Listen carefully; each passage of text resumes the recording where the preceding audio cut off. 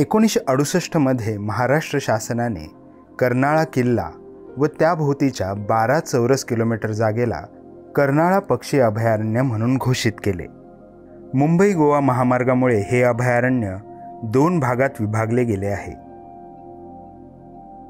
येथील कर्नाळा किल्ला हा 12व्या शतकात यादवकालीन राजवटीत बांधला गेला असल्याची इतिहासात नोंद आहे. येथे करण्याच्या आकाराचा सुळका असल्याने या ठिकाणाला कर्नाळा असे नाव पडले असावे. दरवर्षी साधारण 2.5 ते 3 लाख ट्रेकर्स आणि पर्यटक या किल्ल्याला तसेच अभयारण्याला भेट देतात. मुंबईसारख्या गजबजलेल्या शहरात हे अभयारण्य आजूबाजूच्या जैवसंपदेला संरक्षण देत आहे.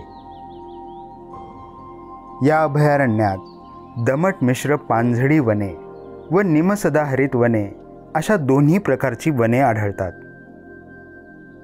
अभयारण्याचे आणखी एक वैशिष्ट्य म्हणजे या परिसरात अनेक अजाट व जुने वृक्ष आहेत, ज्यामुळे येथील जैवविविधता जपली गेली आहे.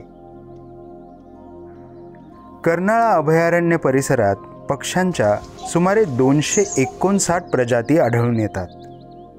खंड्या अर्थात किंगफिशर हा बहुरंगी पक्षी दिसला की जणू काही निसर्गाने आपल्या कुंचल्यातून सर्व मनमोहक रंग वापरून या एकाच पक्षाला रंगवले असावे असा भास होतो.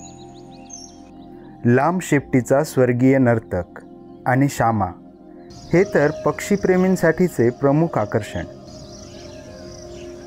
या ठिकाणी आपण वर्षभरात कधीही गेलात तरी हे आकर्षक पक्षी मनसोक्त बागडताना दिसून येतात. येथे दिसणाऱ्या स्थानिक पक्ष्यांबरोबरच हिवाळ्यामध्ये येणारे स्थलांतरित पक्षी या जागेचं सौंदर्य अधिकच खुलवतात. कर्नाळा अभयारण्य पक्षी निरीक्षणासाठी अत्यंत महत्त्वाचं ठिकाण आहे.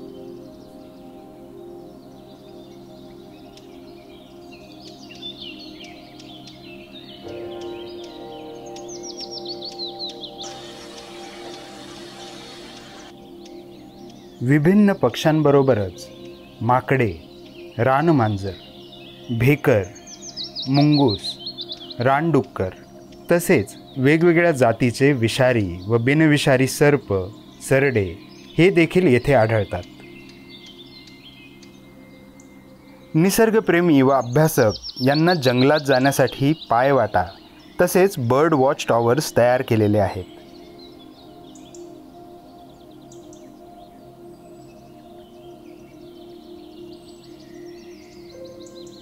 वन विभागातर्फे अभयारण्यामध्ये फुलपाखरू उद्यान देखील उभारण्यात आले आहे.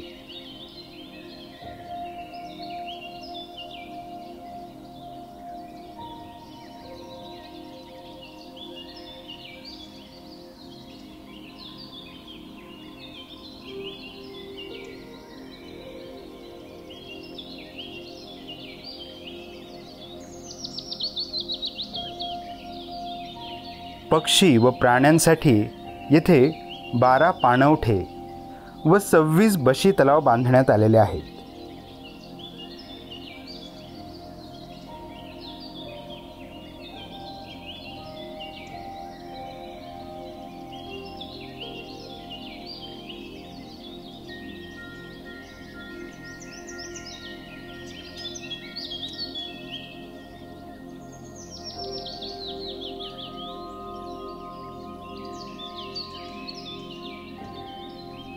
पर्यटकांना पक्षी व प्राण्यांची माहिती मिळावी यासाठी अभयारण्यात ठिकठिकाणी माहिती फलक लावण्यात आलेले आहेत.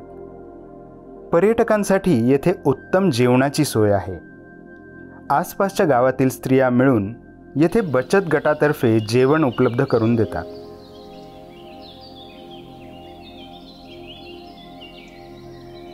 जंगलाच्या संरक्षणासाठी वन विभाग नियमित पेट्रोलिंग करणे, जंगलाच्या दुतर्फा फायर लाईन तयार करणे असे उपाय करतात.